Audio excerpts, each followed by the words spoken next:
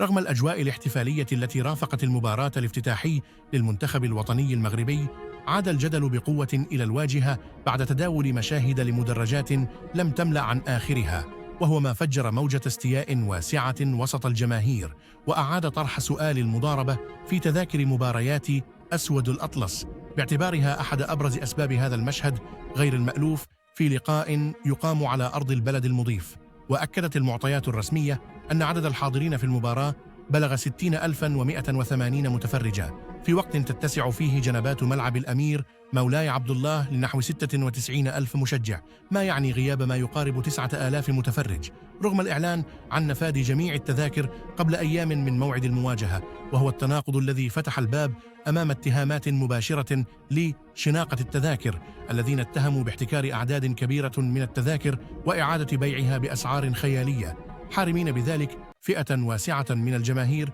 من دخول الملعب. ولم يتأخر مؤثرون ونشطاء على مواقع التواصل الاجتماعي في التعبير عن غضبهم، مؤكدين أن التذكرة التي حدد ثمنها الرسمي في 150 درهما جرى عرضها يوم المباراة بأثمنة وصلت إلى 2,500 درهم عبر منشورات متداولة على عدة منصات رقمية، خاصة تطبيق تليجرام الذي تحول حسب وصفهم إلى سوق سوداء مفتوحة لبيع تذاكر المباريات دون حسيب أو رقيب، معتبرين أن الجشع والمضاربة أفرغا المدرجات من آلاف المشجعين الذين كان بإمكانهم تقديم دعم معنوي مهم للمنتخب الوطني.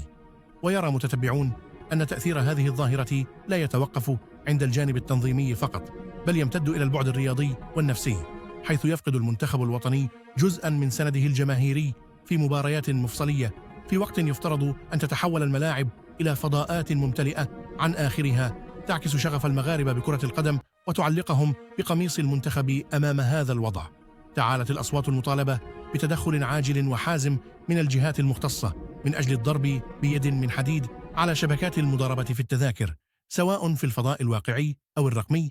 عبر تتبع مصادر البيع غير القانونية، وتشديد المراقبة على منصات التواصل الاجتماعي، وفرض عقوبات رادعة في حق كل من ثبت تورطه في حرمان الجماهير من حقها المشروع في الولوج إلى الملاعب بأسعار معقولة.